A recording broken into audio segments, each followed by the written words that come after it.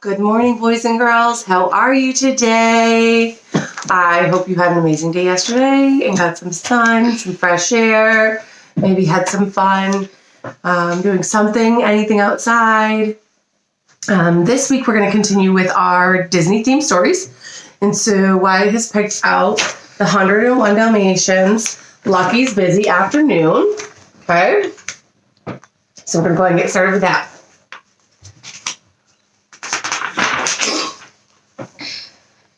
Perdita and Pongo looked over at their puppies, who were curled up together in a basket. The two Dalmatians were going to a neighborhood party with their human pets, Roger and Anita. Pongo was very excited, but Perdita was worried. "We won't be gone long," he promised.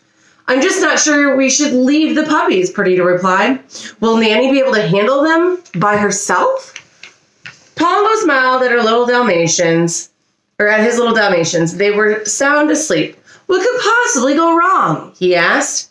"The puppies are napping. Besides, Nanny can handle anything." Perdita nodded and followed Pongo outside. "He's right," she told herself firmly. "The puppies will be absolutely fine. They'll probably just sleep all afternoon." Before long, Rolly's paw hit Pepper's ear and woke him up.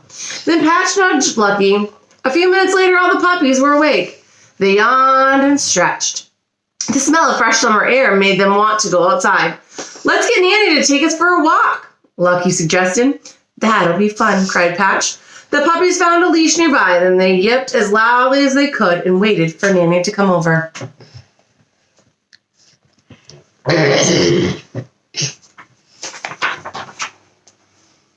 When Nanny heard the puppies barking, she went to them right away. "Oh dear," she said. She looked at the puppies' hopeful eyes. "You look like you want to go outside." The puppies scampered out of the basket eagerly. "I don't think Pongo and Perdita would mind if we went for a walk," she said. Soon Nanny and the Dalmatians were on their way. "Let's go to the playground," Nanny said. "It's a perfect spot for puppies to play." When they arrived, Nanny unhooked the puppies' leashes. The Dalmatians began to run around. It was a beautiful day. Patch and Pepper dug a huge hole in the sandbox. Rolly found a rope to chew on.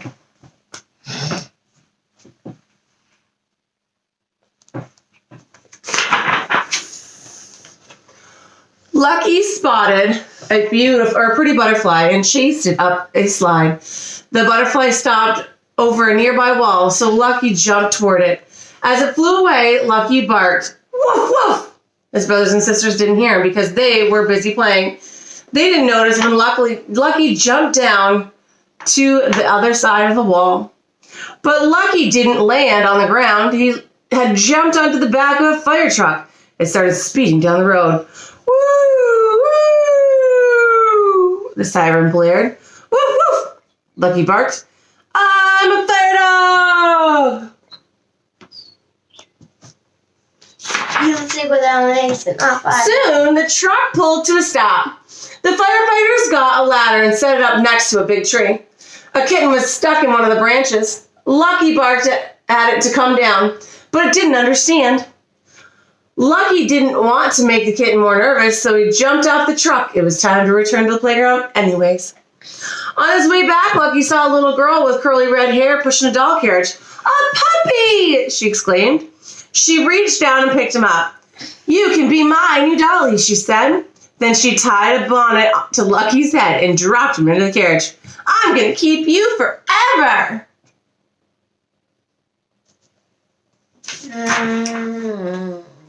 Grrr. Lucky growled. He did not like being a doll. Besides, he had to get back to his family. Suddenly, the little girl spotted something on the ground. "A button!" she cried.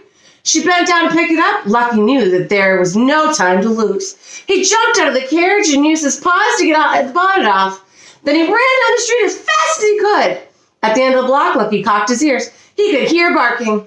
He raced across the street. Beep, beep! A horn honked at him. He jumped back and the car went roaring by, right through a mud puddle. Dirty water splashed all over Lucky, but he ran on. When he finally made it to the playground, he was out of breath. Inside the playground, Nanny was trying to count the puppies, but they wouldn't stay in one place. Lucky barked as he scratched eagerly at the gate. Woof, woof. Nanny looked up. Why, hello, little pup, she said. Too bad you can't come with us. You're not a Dalmatian. You should find your own family. I'm sure they are worried.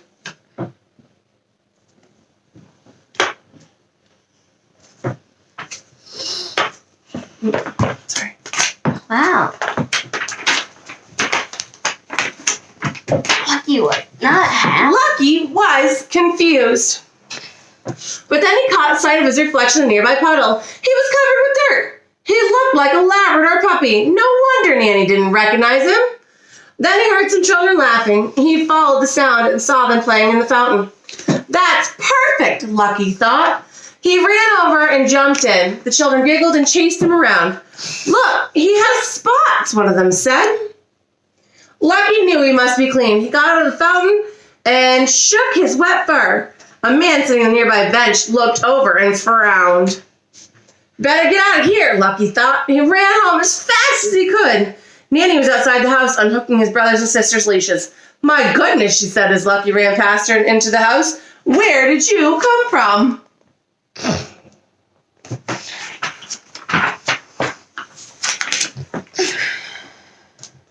Later, when Pongo and Perdita came home, they found Lucky curled in his basket sleeping.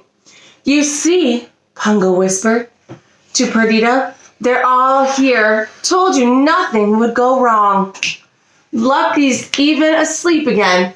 He must have had a wonderful afternoon. And look at Peter. He just won. What'd you think, boys and girls? I hope you like that. I like these stories because they're all little twists off the classics that we know, right? That we've probably all watched a lot, and we know them. I like that Lucky was outside playing and had fun and got to adventure off. Has anybody else gone on adventures and checked things out lately? I know that we have. We went to some local bike paths and went hiking a little bit and got out. I hope you guys are having adventures and having fun and learning some new stuff with your schoolwork and enjoying all of this wonderful family time. All right, boys and girls, until tomorrow, have a great day. I will see you guys on Zoom tomorrow, and I miss your sweet faces. All right, bye, boys and girls.